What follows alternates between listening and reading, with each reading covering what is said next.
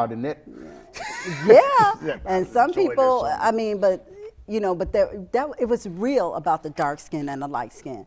So what happened with me is that my mother had enough wisdom, to instill in us girls and the guys or whatever, that there was nothing wrong with me. My brother was light skinned.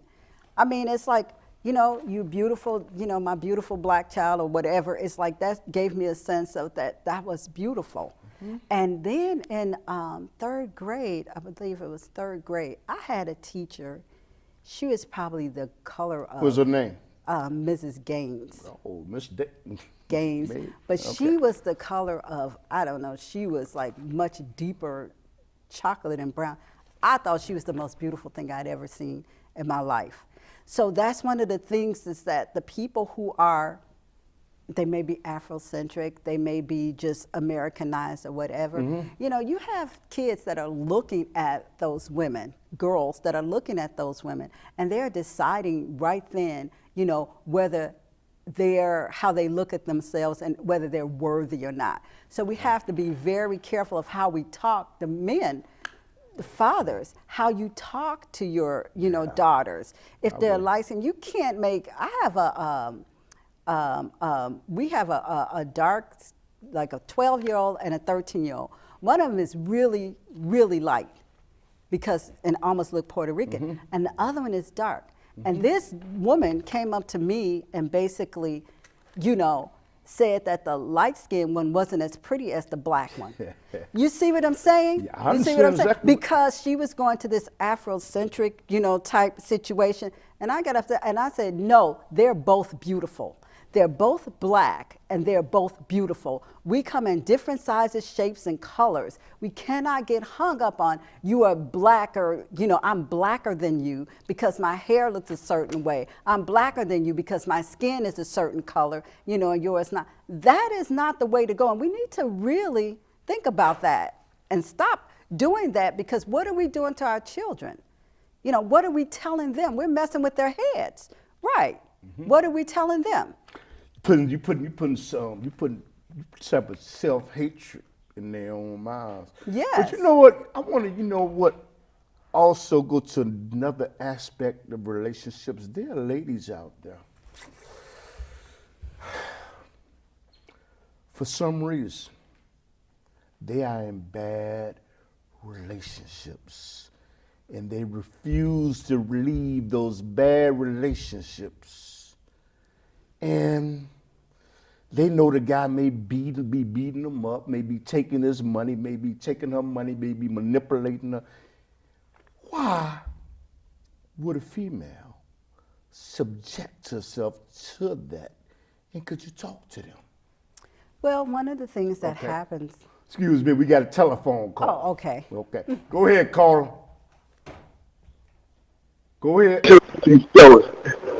Yes, a very interesting show. But let me start by saying I also come from a family where it seems that the light-skinned relatives had favor over the dark-skinned relatives. But my question, simply speaking, does all of this mean that Spike Lee was right?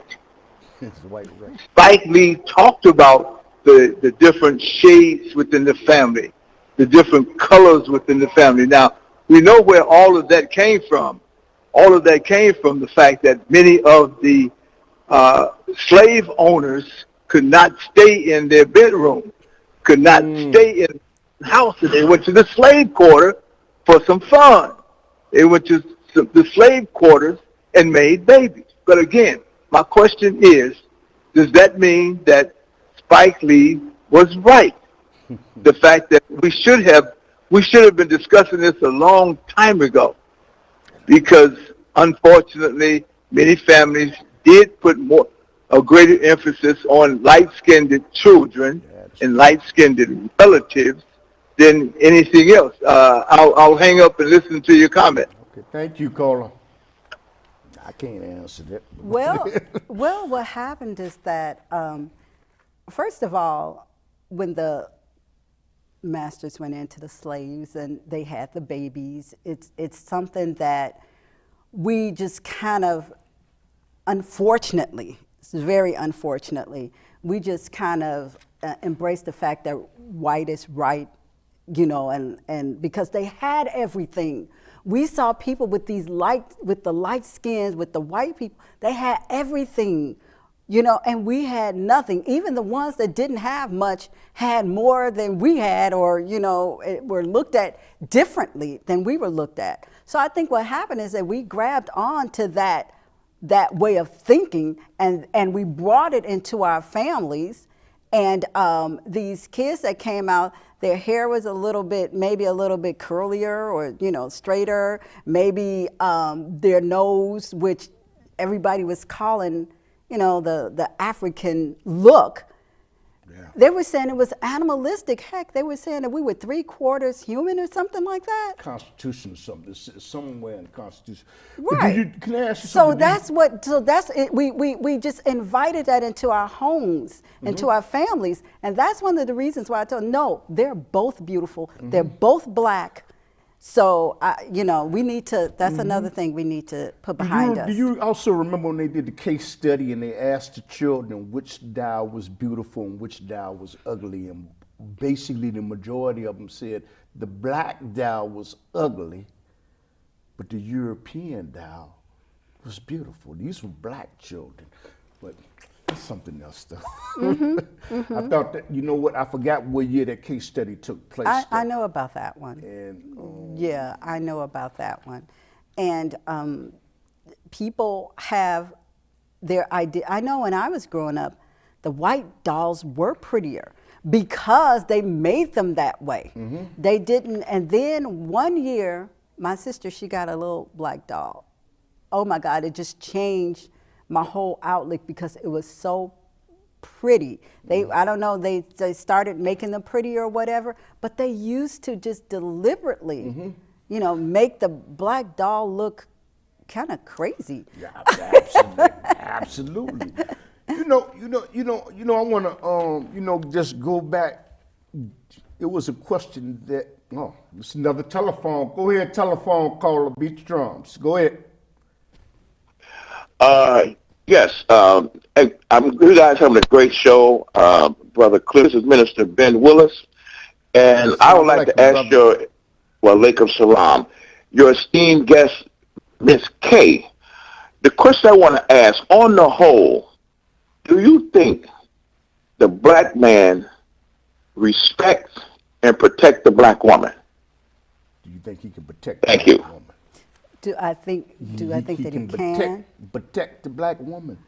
I think that black men, I really believe the majority of black men, they have that in their heart to protect the black woman. I think that most black men, I think that that's their goal, but I think that sometimes they get discouraged along the way because of the things that they have to deal with. So I think that a lot of them, they can just, you know, lose that edge of being protective. But overall, yes, I do. And I think that they want to, and I think that that's their goal. And I think that they love, you know, their wives, their daughters, and they do want to protect them. Maybe how they protect us may not look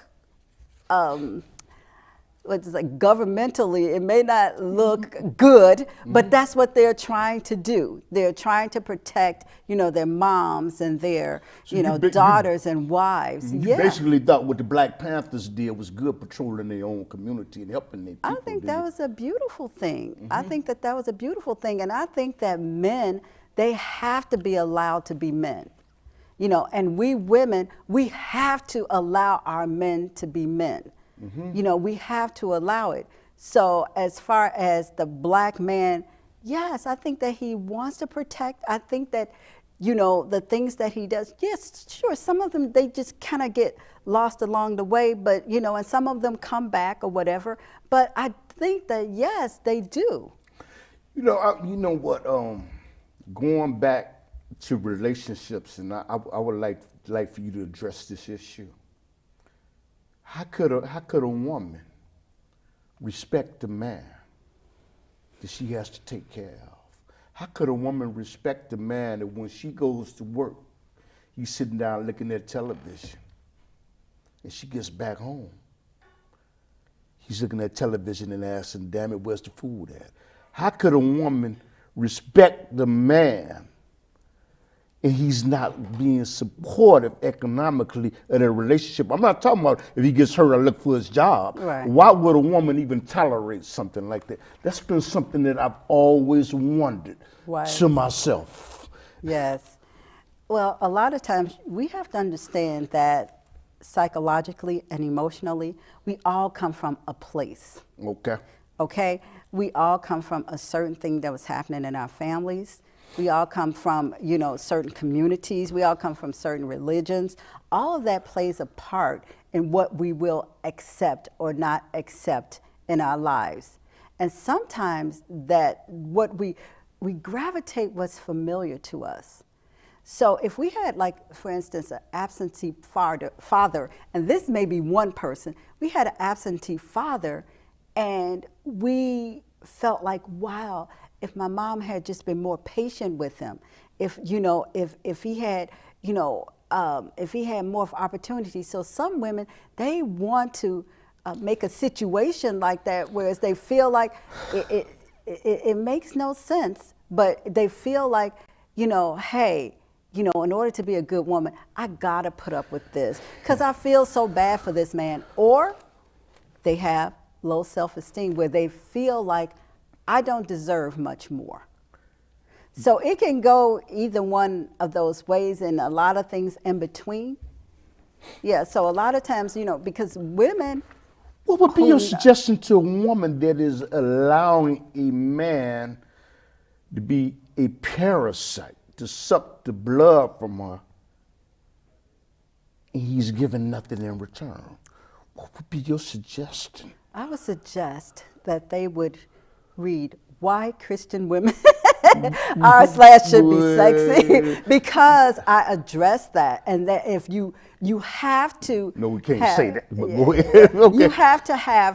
You have to feel comfortable with yourself first before you go attach yourself to a man or a relationship. And if you don't feel comfortable with yourself, then you're liable to end up with anybody or anything and people doing anything to you. You're not going to be in a good relationship, in a healthy relationship, you know, when you're not in a healthy relationship with yourself. So that's what I would tell them. You need to get in a healthy place with yourself. You need to figure out who created you, who you belong to, you know, and why you were put here. And it wasn't to be just abused and not have, you know, joy and purpose in your life. So that's what I would suggest. Step back, try and get to know yourself. The man doesn't have to go right then, because I tell you, when you get to know yourself and you get in a relationship with somebody that's higher, a higher power or stronger than you, then what's going to happen is that you're going to start acting a certain way.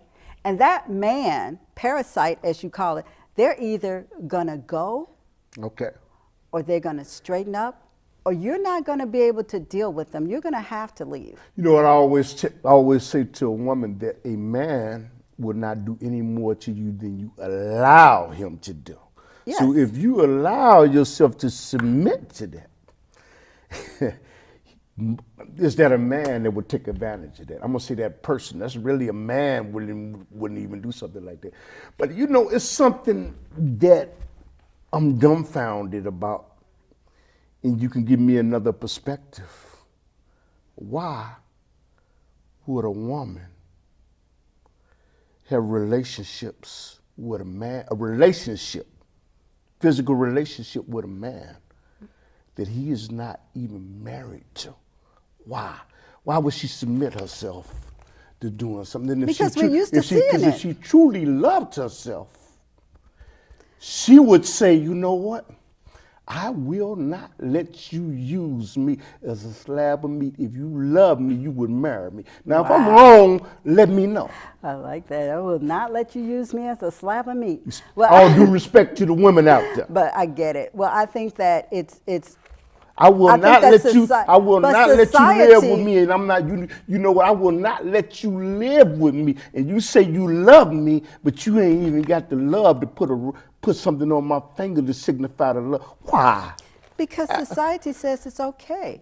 We see it every day. Yes, you're right. We see it every day. We see it, we read about it. It's like nobody bats an eye about that. So I don't think that they even feel like it's demeaning to them a lot. It's just the way it is. You know, people have sex before marriage. People have sex outside of marriage.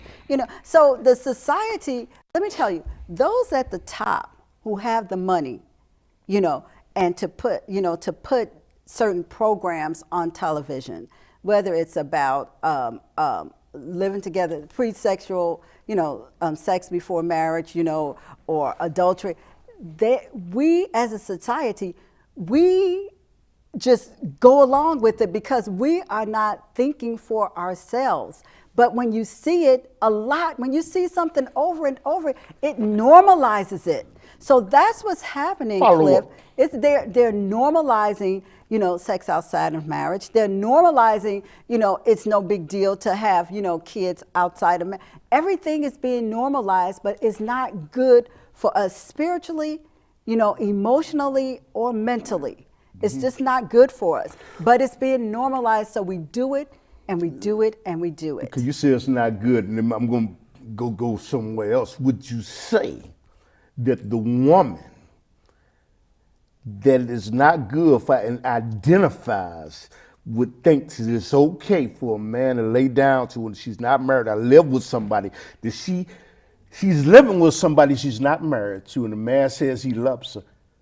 What does that say about the woman? He's really not doing anything but using her to cook his food, wash his laundry, keep her warm at night. If he cared about her and she loved herself enough, wouldn't she say, you know what? I'm not going to tolerate this type of behavior. If I'm wrong, a lot of women are scared. They're afraid. Low self, okay. Yeah, they're afraid that, What? They're afraid that they won't have somebody or they won't have that person. So they put up with a lot just so that they won't lose that person or, that relationship, because they feel like, some women feel like this is what I can do right now. And then too, Cliff, we go back to it's normalized. It's normalized, and that is what's happening in society. A lot of things that are outside of healthy in households, with children, with teens, it's being normalized, and people are doing it, and they don't even bat an eye. You don't bat an eye. I don't. If somebody, comes up to say, hey, this is my man, we're living together, we don't say, the conversation just continues on. Nobody pays attention to it. I pay attention to it. Yeah, well, most people, Cliff, you pay attention to it. Most people, it's a thing of the past. What you're telling me is for them to desensitize themselves like that. It's some type of love that they don't have for themselves that they're trying to give to somebody else. But how can you love somebody if you don't love yourself? You can't love yourself until you know who you are. Okay. You cannot love yourself until you know who created you. Mm-hmm. You cannot love yourself until you know that there is a purpose for you on this earth. That's when the love for yourself kicks in, when you know those things. So you have to move in that direction of loving yourself, and then you'll find that you are somebody that's worth loving. Can you send a message to a woman, a female that may going through that dilemma, that situation right now? Somebody's watching. Can you send a message to them? Yeah. Well, the message that I would send to them would be, I don't care what kind of situation you're in. First of all, you need to pray about it. And I don't mean that facetiously, like, somebody say you pray. But what prayer does is it opens up your mind and it opens up your heart to what's really going on in your soul and what's going on in your head. So sometimes when those prayers come out and you're talking to God, so when I say pray, talk to God, to somebody who you believe has more power than you, that not a man, but I'm talking about the person that would have more power than any man. You talk to God. You tell him what's going on in your heart. You tell him how you're stuck. You tell them how you don't feel so good about yourself. You have to be honest. Once you start being honest with yourself, then your prayers will help you see what's really going on with you. And then you just have to believe that, okay, and this is just a universal truth. What they say, the truth shall make you free. Once you come to the truth and stop lying to yourself, that's what I would say. Get into those prayers where you know it's just you and God, and stop lying to yourself about your situation and deal with it for what it is. Oh man, this is great. This is great talk. And like I said, this is a live call-in show, and with our permission and her husband's permission, I'm gonna have you back if that's okay. And and you know what? For the upcoming year, what's the future of your show? What future events, and how are you gonna work to change, to transform, to do your show? If you don't mind me asking. Well, I think that for the future of our show, what we're going to do, we're going to be looking for talent, more talent, but we're also going to be doing, I want to do the play segments more, because the writers were great, the actors were great, everybody was great.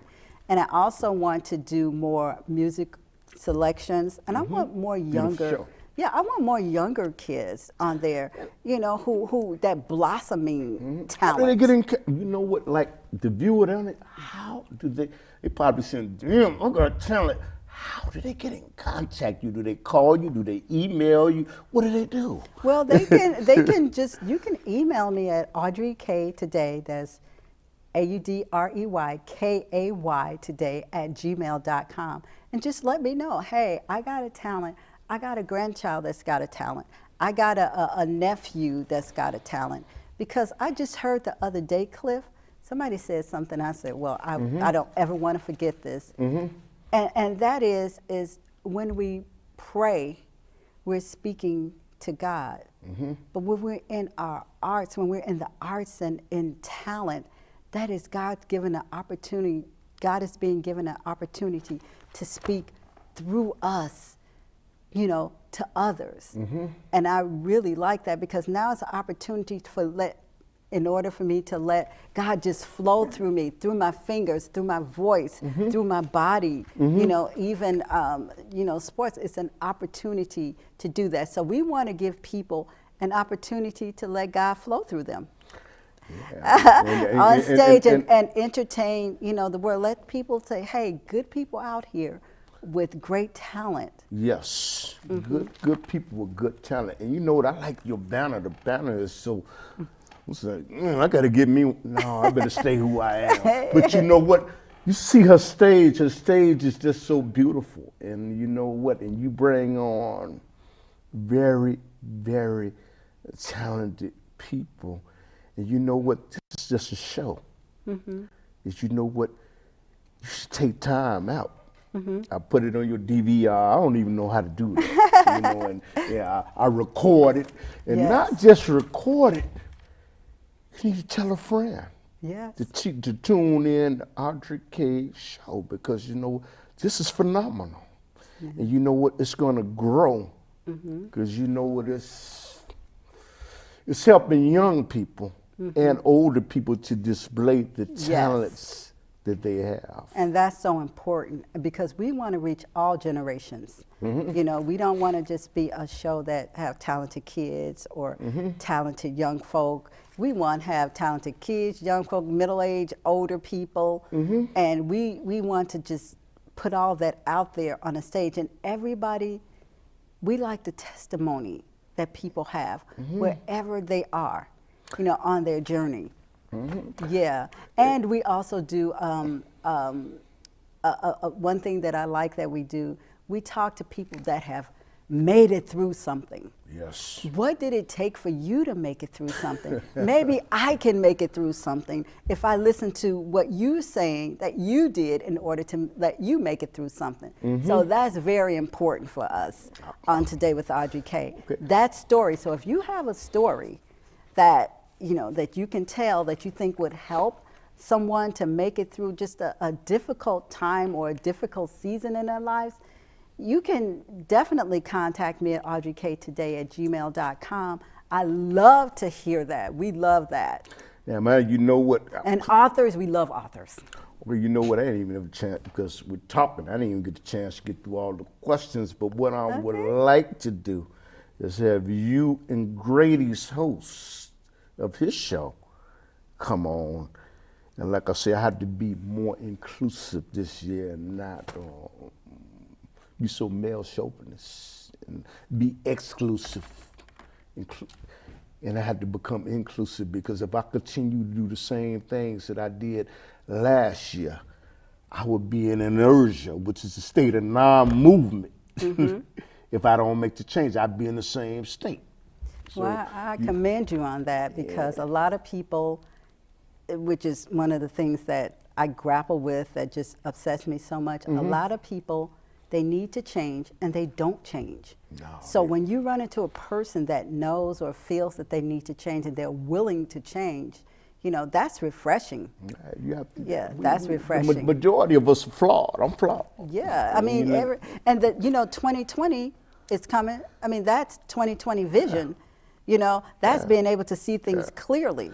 So and that's one of the things that I'm going to do this 2020, try and see things more clearly in 2020. So, you know, I want more dynamic and well-spoken females, people of the other gender, to come on the Underground Railroad, and you know what, you can call us. And this is one other question, because we only got 5 minutes left, 4 minutes left. Something I would like for you to do. There's a woman out there that is looking at this, probably petrified. She's been abused, she's been slapped, she has a black eye, and she is just scared to get out of the relationship. Can you send a message to the woman that may be in a situation like that? Now, they may see it later on. Well, the message, like I said earlier, that I would send is that you don't deserve it. I know somebody probably told you, I know you probably kind of feel like that on the inside, but you have to realize that you don't deserve to be in a relationship like that. That there are ways, there are organizations out here that can help you get out of that situation. So the first thing you have to do is to admit to yourself, this is not working. This is not working for me, it's not working for my kids. So if you can do that, and then you reach out to the organizations that are out here that help abused and battered women. Now, remember this, just because you tried before and you came back or it didn't work, don't let that stop you. One day, you're gonna step out of that door and you are not gonna come back. You're not going to even want to come back. And as I said, also, you have to pray. Have those prayers in your heart where you're talking to God and asking Him to help you get out of this situation. And here's the most important part. You have to believe it. You have to believe that God is a very present help and He will help you out. Because if you don't believe it, yeah, you're right, you'll go back. But you have to believe that that's what He's here for. Times like these. And drop everything because your words were just so wow. The world is crumbling. It doesn't work. I want to thank you for accepting the invitation, and I also want to thank your husband too.